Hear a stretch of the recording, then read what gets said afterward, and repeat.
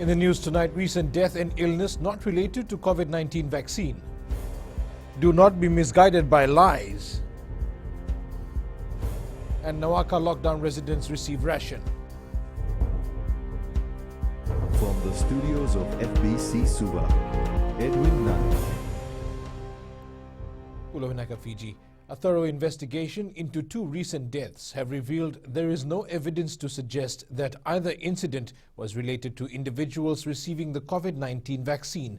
On Monday, June 7th, the Ministry of Health was notified from the Western Division of the death of a 53-year-old man and the hospitalization of a 65-year-old woman suffering severe illness following the COVID-19 vaccination. Permanent Secretary Dr. James Fong says following thorough investigation into these two incidents by the ministry's clinical and vaccination safety teams, it's been determined that the incidents are not related to COVID-19 vaccine. And Apanisa Wangairandovu joins us live now. Apanisa, what are the findings of the Health Ministry? Edwin, the 53-year-old man received his first dose of the COVID-19 vaccine on the 2nd of this month. Permanent Secretary for Health, Dr. James Fong, says on the same evening he experienced some severe cardiac-like pain and was taken to hospital, however passed away prior to arrival. Investigations conducted by the ministry's team have identified the individual had a long history of cardiac pain which had not been medically assessed. Also, the assessment by his clinicians has revealed that he passed away due to a heart attack. Dr. Fong says regarding the case of the 65-year-old woman, she has a long-standing history of a seizure disorder and other coronary conditions, making her susceptible to stroke. The individual received her first dose of the COVID-19 vaccine on the 4th of last month, and on the next day she experienced symptoms consistent to her coronary conditions and was admitted to the hospital. Dr. Fong says the individual has since been discharged from hospital, however continue to suffer from some medical issues. The Permanent Secretary has also says that the ministry continues to provide her family with proper medical advice to help the patient. Edwin. Nakapanisa. Fijians have been urged to do the right thing and not be misguided by lies spread by false prophets regarding COVID-19 and the vaccine. Prime Minister Voreng Bainimarama says the power to beat the virus lies with each individual and therefore Fijians need to trust science. Ritika Pratap has more. The COVID crisis fight should not be left to the doctors, nurses and members of the disciplined forces alone. We have to trust and ensure that our fellow citizens will take steps to safeguard their health and the health of those around them, and deal honestly with those in government working so hard to help them. We have to trust in a higher power that we will be guided to brighter days. The Prime Minister adds this is humanity's fight and Fijians have a place in the global effort to free ourselves from COVID's deadly grip. He has also hit out at those actively discouraging people from becoming vaccinated based on their faith. For all other illnesses, they will tell you to see a doctor. When it comes to COVID-19, they make an exception. So why this hypocrisy? The choice to protect ourselves from COVID-19 is no different than any other illness.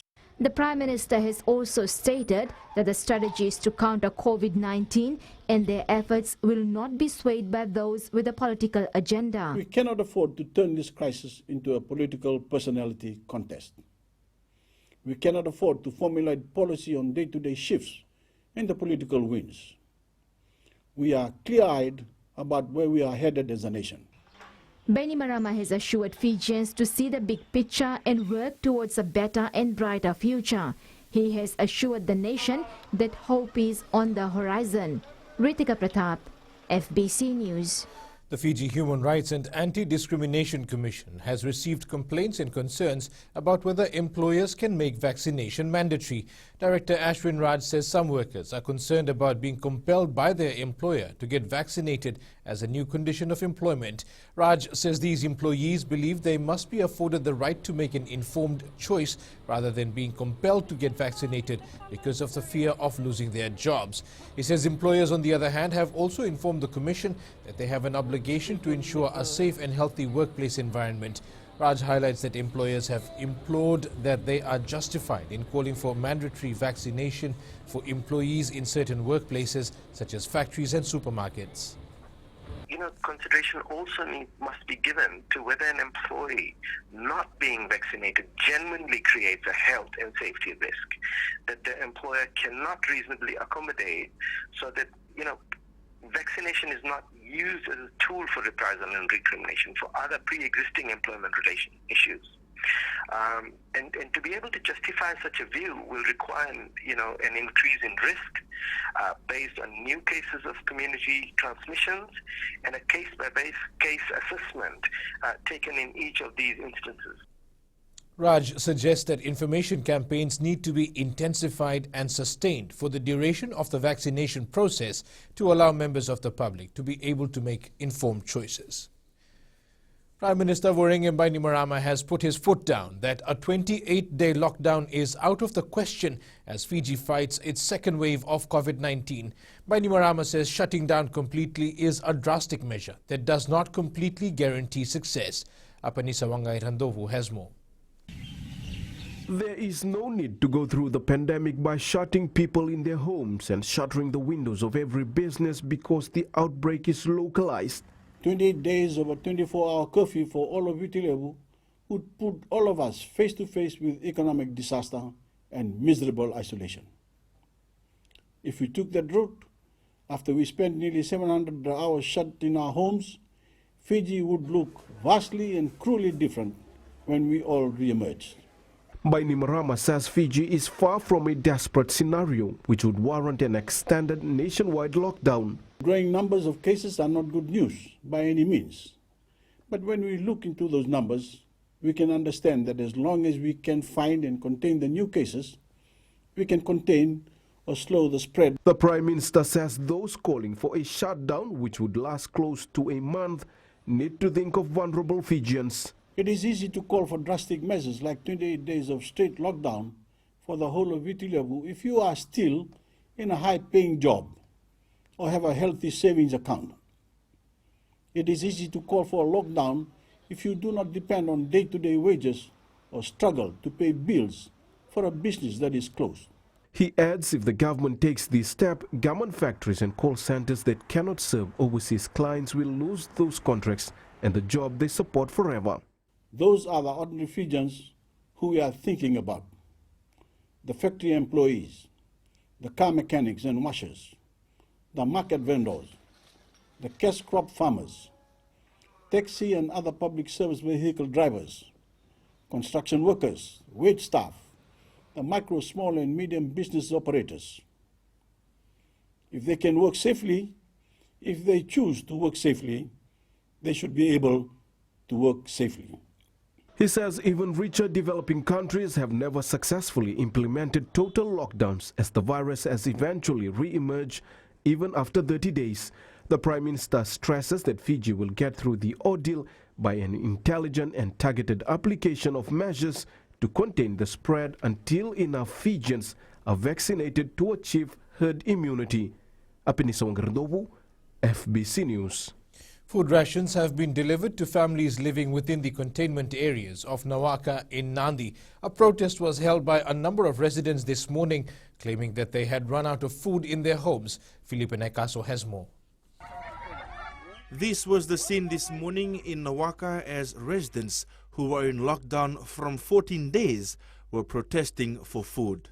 They went on protest because there is no food in the house. And they really want to go to work to support their family. And the ration that was distributed on last week, it couldn't cater for 2 weeks, for the 14 days. About an hour later, relevant authorities were seen distributing the food rations to those living in Nawaka tramline, Nawachikuma, Koroviri and Ngina. The other issue that residents in the containment zones have raised is the confusion on their lockdown status. Initially, they were told 14 days, but residents claim that just yesterday, police informed them that the lockdown has been extended for another 14 days, which began last Wednesday. People are staying home, they need to go out, they want to go to their work, and to get some money, because plenty of them are renting, and they have to support their family as well as they pay their bills and rents and other stuff. FBC News contacted the Ministry of Health, and Permanent Secretary Dr. James Fong has confirmed that there is no extension of lockdown for the areas. However, Dr. Fong says 2 COVID-19 cases have been recorded from the specific areas within Nawaka as of yesterday and today. He says based on this, the health team is working on reducing the lockdown boundaries to focus on areas relating to these cases and the context. Yesterday, 35 new cases were recorded from Nawaka. Philip Naikaso, FBC News. Up ahead, Australia provides additional support package. And pandemic increases risk of child labour.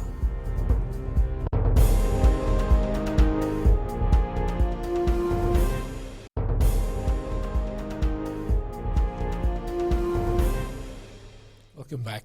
The Fiji-Australia Vuvale partnership has further strengthened as the two countries signed the Second Amendment to the Fiji Recovery and Resilience Budget Support Program. Under the Second Amendment, Australia has granted Fiji an additional $40.9 million to support COVID-19 relief initiatives. Apani Sawangai Randovo reports this raises the total value of funding to $131.87 million to be used in the current financial year and partially in the 2021-2022 financial year. The government has channeled over $31 million as budget support for social welfare payments since January, maintaining allowances for over 37,000 Fijians. The required reforms have already been achieved by the Fijian government.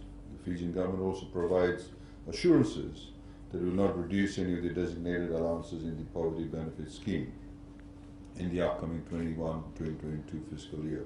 Syed Kayum adds the funding has allowed the government to expand on current arrangements to support vulnerable Fijians. The Second Amendment simply expands on the existing funding arrangement for the Fiji Recovery and Resilience Budget Support Program that already provided financial support to make the Fijian government's COVID-19 relief measures possible and social protection initiatives to continue. I commend the government's response to this latest outbreak. The government has spent over $300 million on COVID-19 relief programs and initiatives to assist 115,000 workers from the formal sector through the Fiji National Provident Fund Unemployment Assistance Initiative. Apeniso Garnovu, FBC News. The risk of millions of children being pushed into child labour has increased because of the coronavirus crisis. Today is World Day Against Child Labour, and the International Labour Organization and UNICEF are warning that child labour has risen to 160 million worldwide, an increase of 8.4 million in the last 4 years. Kelly Vadala reports. Fiji is not spared from the global pandemic as many families are struggling to make ends meet. They're at greater risk in Fiji, just as they are at greater risk throughout the world, because it does put additional stress on families, on communities. Many parents have lost their jobs. Kids are not in school right now. As we mark World Day Against Child Labour today, the ILO's latest report is a wake-up call. Working children are at risk of physical and mental harm, and child labour compromises children's education, restricts their rights, limits their future opportunities, and leads to vicious intergeneration cycle of poverty and child labour. UNICEF says the focus is to keep children engaged in school or learning activities. It is extremely critical that children do not get involved in hazardous work, in labor that prevents them from going to school. The report warns that globally 9 million additional children are at risk of being pushed into child labour by the end of 2022 as a result of the pandemic. Kelly Vadala, FBC News. It was another quiet Saturday in the capital city as many businesses remain closed. The majority of Fijians who came to Suva today were either withdrawing their $50 cash assistance from the government or doing their weekly grocery and vegetable shopping. Shweta Vandana was in the city and files this report. This has become a normal sight in the capital city, unlike the usual buzzing Saturdays that we are used to. People only coming in for essential needs. Majority of the businesses in the capital city remain closed today. Only the essential services were operating, with long queues seen outside the Vodafone and Digicel outlets as people were withdrawing their $50 cash assistance. I have lost my job and my wife is pregnant. Life has become very hard for me, but with these $50 I will buy groceries. The money that I'm going to take, I'm going to buy groceries, and the rest I'll send it up to my friends back in the village who are not working and who also need the money. I will buy groceries from the assistance and pay my FA bill as well. Many businesses are still trying to get clearance from the Ministry of Commerce, Industry and Trade to operate under the COVID-safe measures. Only a few coffee shops as well as small boutiques were seen operating today. It is anticipated that more shops will be able to begin operation under the new normal in the coming days. Shweta Vandana, FBC News. Meanwhile, in stark contrast, Nosori Town was a hive of activity today. Large crowds of people were lining the streets and were outside supermarkets carrying out their daily Saturday chores. While people were all seen wearing masks, in many instances no physical distancing was maintained as they rushed to finish their business. Similar situations were seen in Nakasi as the main shopping centre was buzzing with people doing grocery shopping, while others queued in lines to withdraw the $50 assistance.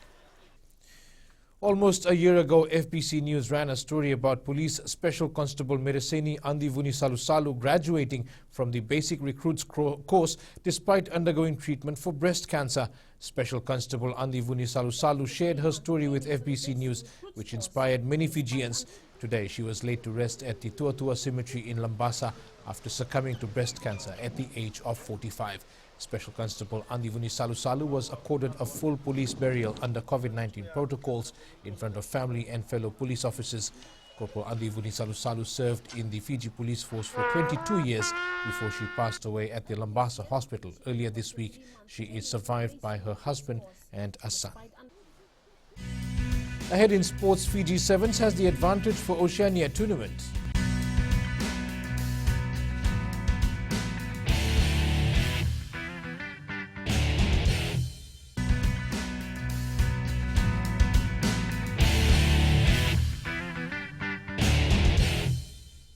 Welcome back. The All Blacks Sevens and Australia may have the advantage over Fiji heading into the Oceania Sevens, but Gareth Baber believes the national side still has the edge. Weaknesses, but for Fiji, they have to trust their process. And we play the game completely different to anybody else, and that is still our ambition. It's still the way we want to play the game. You know, we are unpredictable. We are difficult to analyse. People will try to shut us down. But my job is to get the players into a mental frame that they are understanding of the qualities that they have as individuals. The Highlanders have booked a Super Rugby Trans-Tasman final spot after the Crusaders failed to beat the Rebels by 33 points. The Crusaders defeated Rebels 52-26 and they were 7 points short of their target.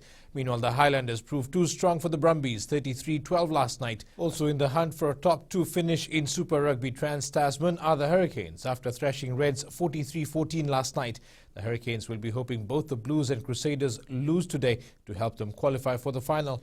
William Kikau and Apisai Koroisau's Panthers suffered its second successive defeat in the NRL last night. The Panthers lost 18-19 to Cronulla Sharks. However, they're still at the top of the competition table with 22 points. Italy made a perfect start to its Euro 2020 campaign, defeating Turkey 3-0 in its Group A opener in Rome today. As Aquila Rama reports, all goals were scored in the second half. And the Euro 2020 live and exclusive coverage continues tomorrow on FBC Sports with Switzerland and Wales at 1 a.m. before Denmark takes on Finland at 4 a.m. and Belgium meets Russia at 7 a.m. The Premier Division men and women footballers in Fiji will not be the only ones assisted by Fiji Football. The assurance from Fiji FA President Rajesh Patel comes as they continue to distribute food rations to affected players. Today, the Fiji FA team was in Ba. Following this, they'll reach out to other district reps.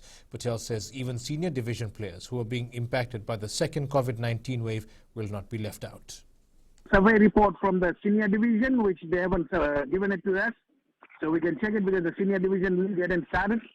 But we want to verify the players that were there last year and they will be still this year. So we're waiting for the teams, administration and management to give us the list. So